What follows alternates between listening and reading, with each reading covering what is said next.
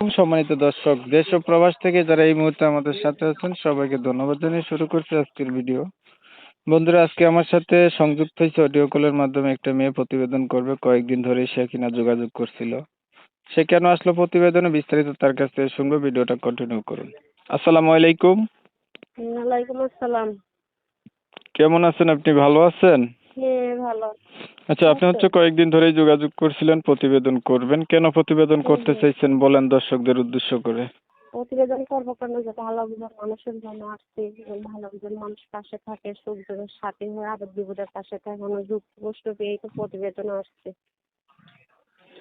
ভালো একটা মনের মানুষ চাইতেছেন, সুখ দুঃখের সাথে আপদে বিপদে পাশে থাকবে এমন একটা মানুষের জন্য প্রতিবেদনে আসছেন। আপনি কি আগে কখনো প্রতিবেদন করছিলেন? না না, আমি কখনো প্রতিবেদন করি নাই, নতুন করলাম। আপনার বয়স কত? বয়স 18। বিয়ে শাদী হয়েছে আপনার?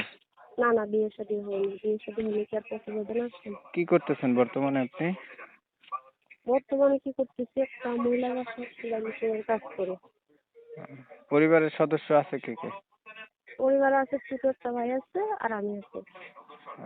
পড়াশোনা কতটুকু করছেন আপনি?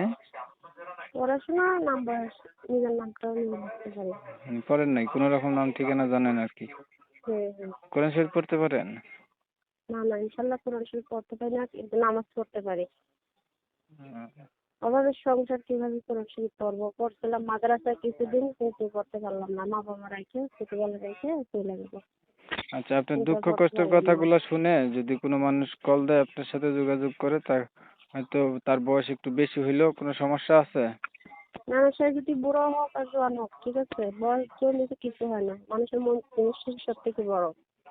ঠিক আছে, কিছু আপনি হবে না। ভালো থাকবেন। দর্শক শ্রোতা, আপনারা ওনার ভিডিওতে আসার কারণ সম্পর্কে জানছেন। এখন এইগুলা কথাবার্তা শুনে যাদের কাছে ভালো লাগছে, চাইলে ওনার সাথে কথা বলতে পারেন। ওনার নাম্বার আমি ভিডিওতে দিয়ে রাখছি। অনেক সময় নিয়ে ভিডিও দেখছেন, ধন্যবাদ সবাইকে। সবাই ভালো থাকবেন, সুস্থ থাকবেন। আল্লাহ হাফেজ।